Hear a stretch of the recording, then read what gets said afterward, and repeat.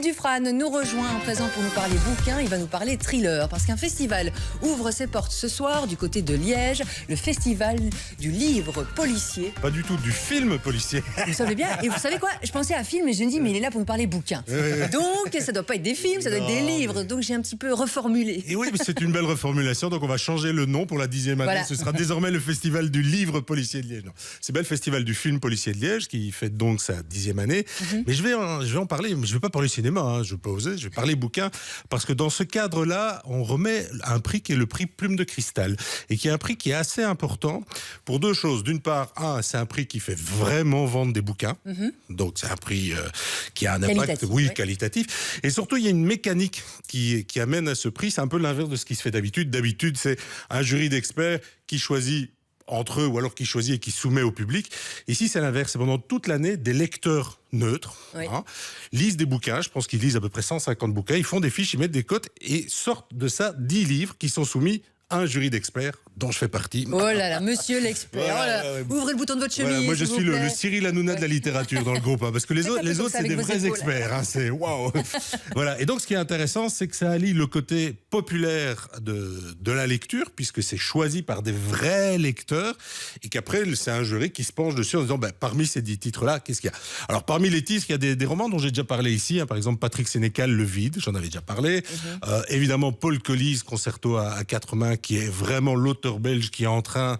Alors ça, c'est l'auteur québécois Patrick Sénécal, et j'avais dit c'était le roman le plus violent psychologiquement de l'année 2015. Paul Collis, Concerto à 4 mains. Paul Collis, lui, c'est l'auteur belge qui est la méga cote en France aujourd'hui. Là, il cartonne. Tant mieux. Ouais, si vous vous souvenez bien aussi, j'avais commencé par une vidéo d'archives du braquage de bijoux à Zaventem, puisque ça part d'un braquage. Voilà, on se souvient. Voilà. Et alors, il y a l'outsider, et ça fait partie des découvertes, c'est Geoffrey Claustrio avec Pentecôte, édité chez un éditeur liégeois, dont j'oublie toujours le nom, qui est Dricol, voilà. Alors, Geoffrey Claustrio, c'est un auteur de La Louvière, donc auteur belge. Grosse surprise, et c'est là qu'on voit que le public s'empare de livres, et ça arrive chez les experts. Moi, je n'avais même jamais reçu ce bouquin-là, donc je l'avais jamais lu. Alors, c'est une bonne surprise, parce qu'on est dans du bon thriller. On voit que Geoffrey, il a les codes, il bosse beaucoup pour le cinéma, les critiques cinéma et tout, donc il maîtrise bien les codes du thriller.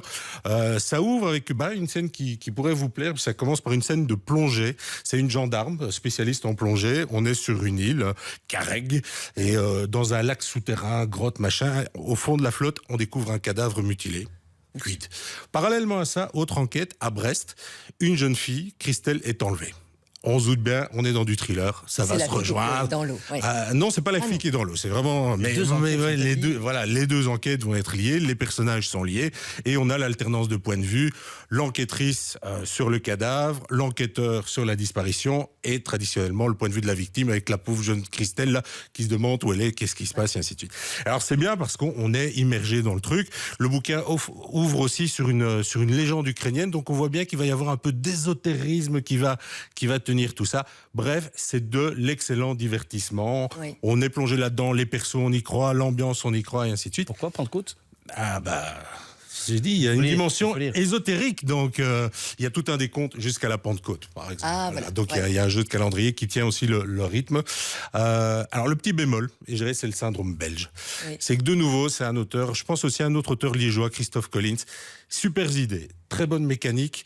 On voit qu'il maîtrise les codes, et puis on se dit derrière, il y aurait eu un éditeur un peu solide, type les éditeurs de Fleuve Noir, Brajlon, Thriller et ainsi de suite, qui leur aurait dit, là tu coupes un peu, t'enlèves quelques adjectifs et tout. On aurait eu un truc, on aurait pu dire, le futur Maxime Chatham belge, c'est lui, parce que le potentiel y est, et il est en train de taper gros.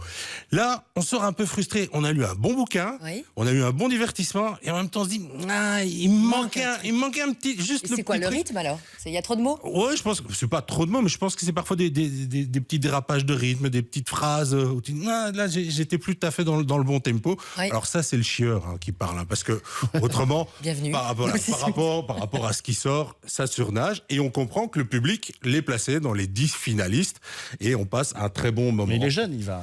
Oui, mais moi je pense qu'il va progresser, et ce que j'espère aussi, c'est qu'à travers justement des nominations dans des prix comme Plume de Cristal, des éditeurs, je sais pas moi, Lila de Brajlon ou Stéphanie chez Albin vont se dire, tiens, auteur belge, je vais regarder ce qu'il fait, et peut-être qu'on va l'amener à bosser plus.